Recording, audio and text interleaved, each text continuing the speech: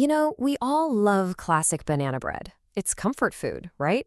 But what if I told you that one tiny change, just one little swap, could make your banana bread not just good, but unforgettable? Well, that's exactly what we're diving into today, a recipe that promises a loaf that is truly next level. And hey, don't just take my word for it. The recipe we're looking at today, it comes with a pretty bold statement right at the top. It literally says, "This recipe is a keeper."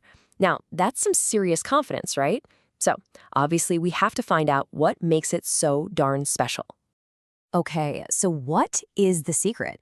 I mean, there are a million banana bread recipes out there. What makes this one the one you're going to want to save? Well, here you go. It's actually not some crazy complicated technique. It all comes down to one simple swap, using honey instead of your regular old sugar. And I love the word they use to describe it, supple. Think about that. Not just moist, but supple. It just sounds richer, more tender, doesn't it? Like it has this amazing, luxurious texture. All right, let's get into the nitty-gritty. First things first, what do you actually need? Let's go over the ingredients for this perfect loaf. And get this, the prep time? Just 15 minutes. Seriously, it's so fast to throw together, which means you can basically make this anytime the craving hits. So here's the full rundown. A lot of this is going to look familiar, right? You've got your flour, baking soda, salt, butter, eggs, and of course, about 4 nice, ripe bananas. But the real star of the show, obviously, is that 1 cup of liquid honey. And hey, a little pro tip from the source. If you can get your hands on organic ingredients and free-range eggs, it apparently takes the flavor up another notch. And the good news continues, you don't need any fancy equipment. We're talking a standard 9x5 pan, a couple of mixing bowls, and your oven preheated to 325 degrees Fahrenheit. That's it. Super simple. Okay, on to the fun part, making the batter. We're going to use that classic 2-bowl method. It's a classic for a reason. It just works. So this part's super straightforward. Grab 1 bowl for your dry stuff. That's your flour, baking soda, and salt. Then, in your other bowl, you'll mix up the wet ingredients. Start with the butter and honey, and then go ahead and add in your whisked eggs and those mashed bananas. Keeping them separate for now, trust me, that's absolutely key for getting the texture just right.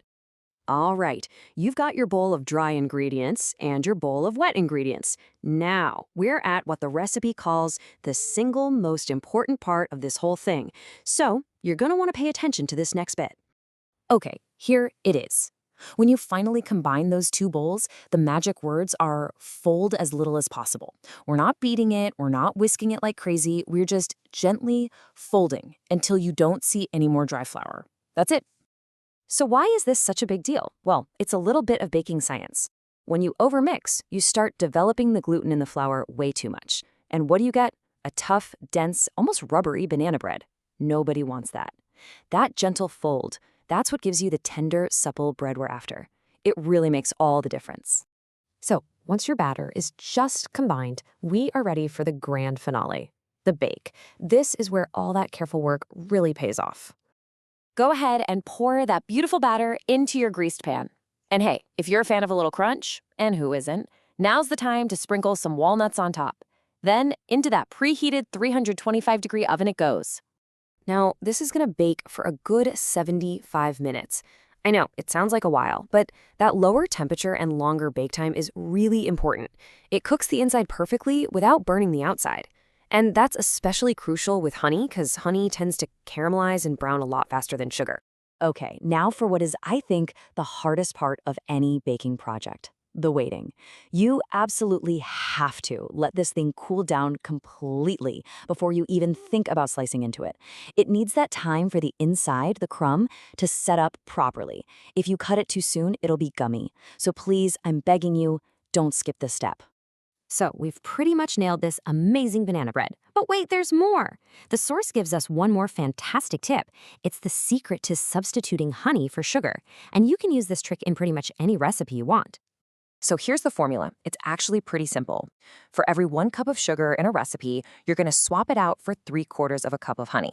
But, and this is the important part, honey is acidic, right? So to balance that out, you also need to add an extra ½ teaspoon of baking soda. This helps with the rise and keeps the flavor from getting weird. It's just a little bit of baking chemistry, and it's brilliant. Okay, let's do a quick recap of the big ideas here. Number 1, honey is your secret weapon for super supple texture. Number 2, the key to that perfect moistness is mixing as little as possible. Remember, fold, don't stir. And number 3, keep that 3/4 cup rule in your back pocket for swapping honey into all your other favorite recipes. Look at that. With just one smart ingredient swap and a little bit of gentle technique, you now have everything you need to take a classic recipe and make it truly exceptional. So really, there's only one question left. Are you ready to go bake a better banana bread?